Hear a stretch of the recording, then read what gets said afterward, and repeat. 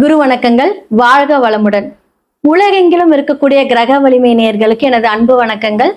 நான் உங்க டிஎன்ஏ மற்றும் பிரஸ்ன ஜோதிடர் சுப்ரஜா சுரேஷ் கோவையிலிருந்து. இன்னைக்கு நம்ம பார்க்க போறது ஆகஸ்ட் மாத பலன்கள்.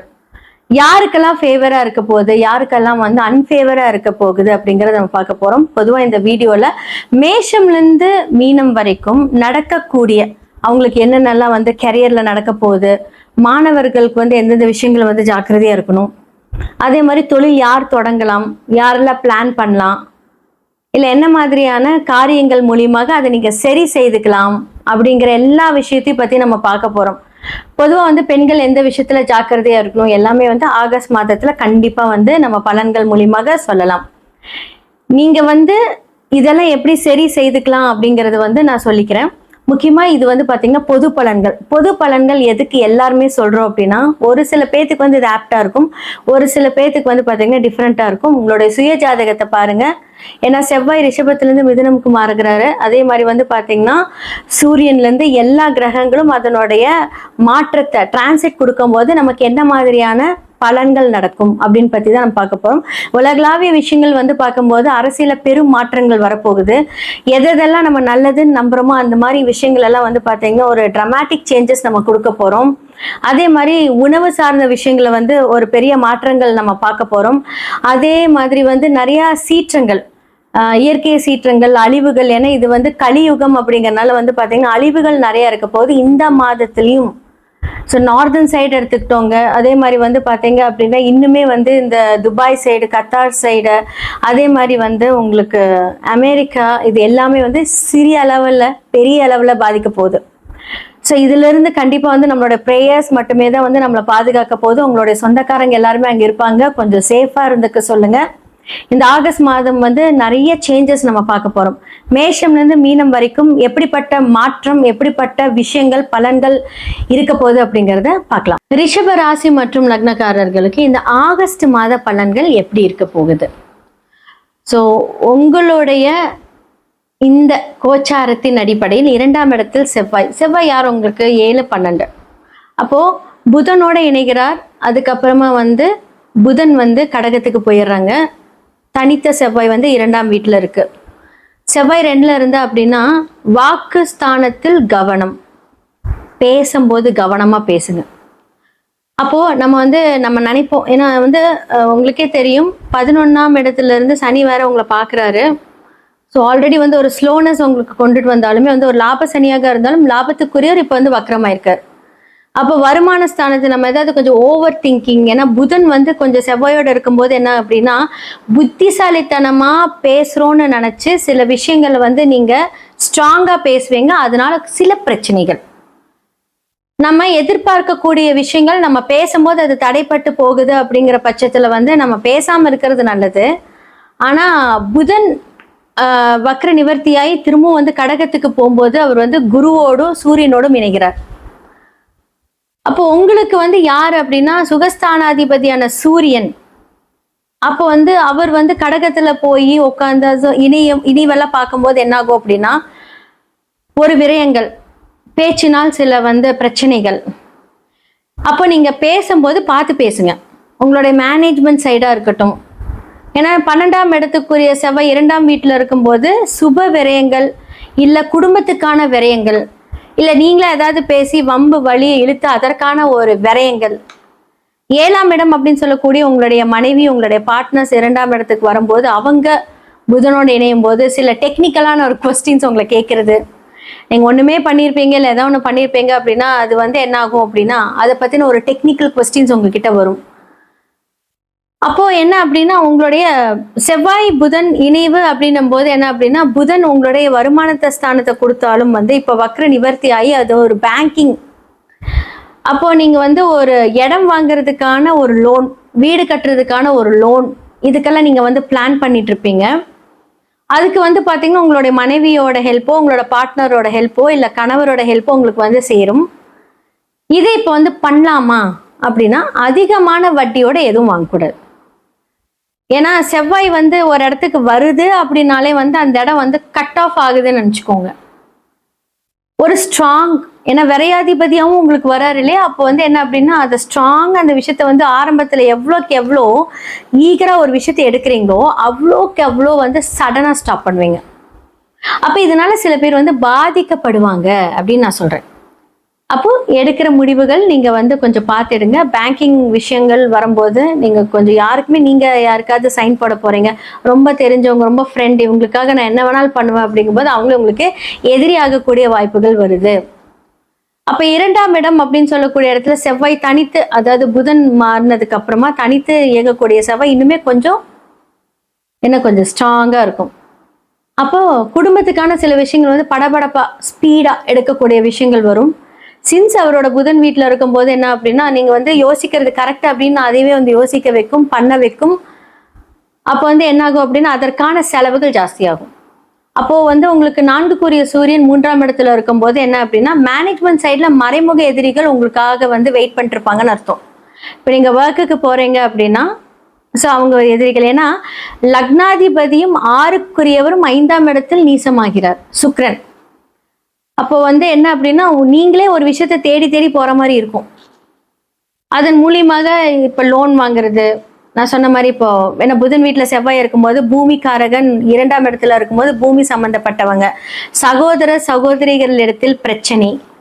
ஏன்னா சுக்கிரன் அங்க லக்னாதிபதி நீசமாகும் போது அவங்களுடைய பவர் ஜாஸ்தியா இருக்கும். அப்ப இந்த மாதிரியான ஒரு விஷயங்கள நீங்க கொஞ்சம் இது பண்ணுங்க. அதே மாதிரி வந்து கேதுவோட வந்து உங்களுக்கு அடுத்தது வந்து சூரியன் இணைவாரு. அப்போ கொஞ்சம் என்ன சொல்றது, அந்த டிராமாட்டிக் சேஞ்ச் அந்த 17ஆம் தேதிக்கு அப்புறம் வந்து பாத்தீங்கன்னா சூரியன் வந்து எங்க பண்ணுவார், கேதுவோட இணைவர். அப்ப 4ஆம் இடத்துல கேது சூரியன் இருக்கும்போது கொஞ்சம் தூக்கம் கெடும். ஸோ ஃபர்ஸ்ட் 15 டேஸ் வந்து பாத்தீங்க அப்படின்னா ஓகே, கொஞ்சம் நார்மலா ஏதாவது ஒன்று சமாளிப்பாங்க. ஆனா ஆகஸ்ட் மிட்ல வந்து பாத்தீங்க அப்படின்னா அதுவே உங்களுக்கு வந்து ஒரு ஸ்ட்ரெஸ் ஆயிடும். யாரெல்லாம் மறைஞ்சு உங்களுக்கு வந்து எதிரியா இருந்தாங்க அவங்களால முன்னாடி வந்து நான் தாப்பா உனக்கு இதை பண்ணேன், நீ ஒழுங்காரு, நீ இதை பண்ண அதை பண்ண அப்படின்ட்டு ஸ்ட்ரைட் ஃபார்வர்டா அவங்க கிட்ட வந்து பேச வந்துருவாங்க. ஸோ நல்ல விஷயங்கள் குரு 3ஆம் இடத்துல இருக்கு, மறைந்தாலும் வந்து பாத்தீங்கன்னா உச்சமாக இருக்கிறது.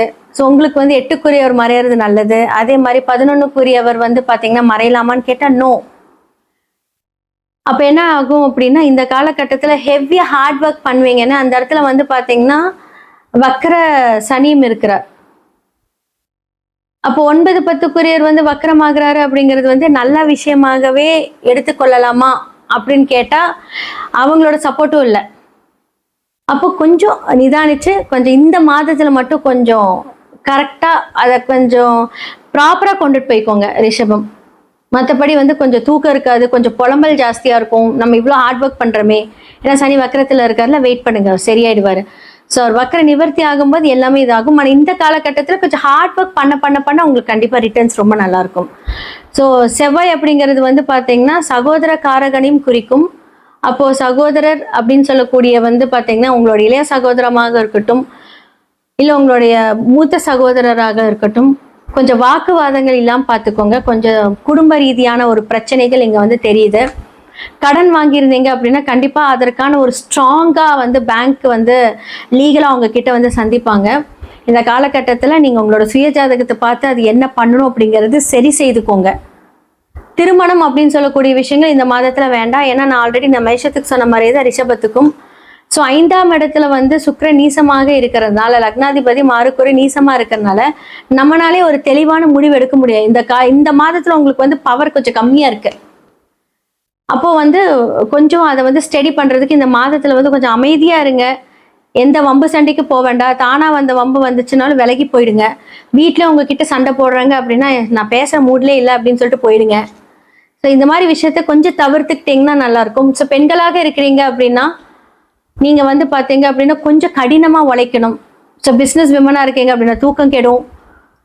பிள்ளைகளால் வந்து பாத்தீங்க அப்படின்னா சில தொந்தரவுகள் ஏற்படும். ஏன்னா 5ஆம் இடம் இல்லையா. ஸோ குலதெய்வத்துக்கெல்லாம் நீங்க போறீங்க அப்படின்னா இந்த மாதத்தை கொஞ்சம் நீங்க விட்டுருங்க. ஏன்னா வந்து குலதெய்வமே ஆன்சர் பண்ண முடியாத இடத்துல இருக்காங்க. அப்ப இந்த மாதத்துல வந்து பாத்தீங்கன்னா கொஞ்சம் நமக்கு வந்து இது வேணும் அது வேணும்னு எதுவும் யோசிக்காம கொஞ்சம் அமைதியா இருந்துட்டு அடுத்த மாதத்துல நீங்க கொஞ்சம் பிளான் பண்ணீங்க அப்படின்னா கொஞ்சம் நல்லா இருக்கும். மேஷம்ல இருந்து மீனம் வரைக்கும் இந்த ஆகஸ்ட் மாத பலன்களை பத்தி நம்ம விரிவா பார்த்தோம். யாருக்கெல்லாம் கெரியர்ல எப்படி இருக்கணும், யாரெல்லாம் பிசினஸ் பண்ணணும், மாணவர்கள் எப்படி இருக்கணும், பெண்கள் எப்படி இருக்கணும், புதுசா எப்படி இருக்கணும் அப்படிங்கறது எல்லாமே நம்ம சொல்லியாச்சு.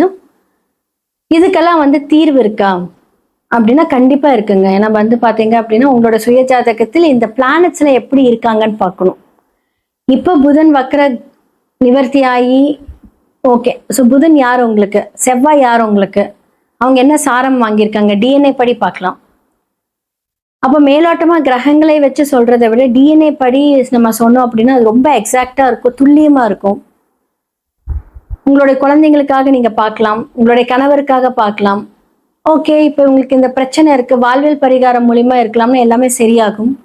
அதையும் தாண்டி வாழ்நாள் ஃபுல்லா உங்களுடைய விதி கிரகம் அப்படின்னு சொல்லக்கூடிய அந்த எண்கள் மூலியமாக சில விஷயங்களை வந்து நாம வைப்ரேஷன்ஸ் மூலியமாக ஆக்டிவேட் பண்ணலாம். ஸோ நியூமராலஜி மூலியமா நீங்க பேரை மாத்தலாம்.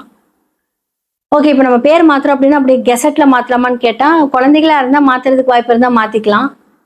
இப்போ பெரியவங்களா இருக்கீங்க, எனக்கு 30 இயர்ஸ் ஆச்சு அப்படின்னா நம்ம அந்த நேம்ஸ் எழுதி ஆக்டிவேட் பண்ணலாம்.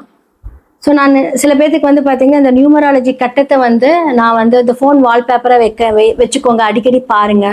அந்த மாதிரி நிறைய பேர்த்துக்கு நம்ம கொடுக்குறோம், டிசைன் பண்ணியே கொடுக்குறோம். ஸோ நிறைய நம்பர்ஸ் வைப்ரேஷன்ஸ் மூலியமாக நமக்கு வரக்கூடிய தடைகள் வந்தாலுமே அதை எதிர்கொள்ளக்கூடிய அந்த சக்தி நம்ம கிட்ட வந்துடும். ஸோ ஜெம்ஸ்டோன்ஸ் மூலியமா நம்ம அதை ஆக்டிவேட் பண்ணலாம். இந்த 2 விஷயங்களும் வந்து பார்த்தீங்கன்னா நம்மளோடய கூட இருக்கும். ஸோ இது வந்து பார்த்தீங்க அப்படின்னா கரெக்டாக அதை ஃபைண்ட் அவுட் பண்ணி அதை கொண்டுட்டு போனீங்க அப்படின்னா 100% அதுலேருந்து நீங்கள் வெளியே வந்துடுவீங்க. நிறையா பேர்த்துக்கு நம்ம பண்ணி கொடுத்துருக்கோம், நிறைய சஜஷன்ஸ் கொடுத்துருக்கோம்.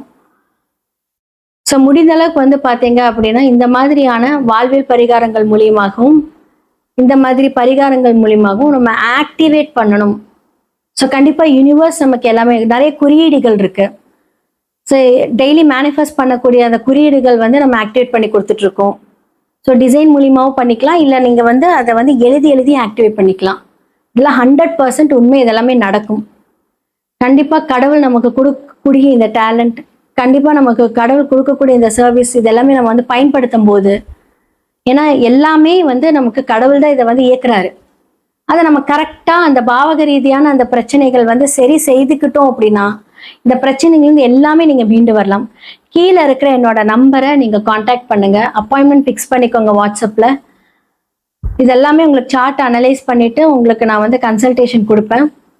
கண்டிப்பா பார்த்து இதற்கான முடிவுகள் உங்களுடைய கையில் தான் இருக்கு. டெஃபினட்டா சரியாயிடும்.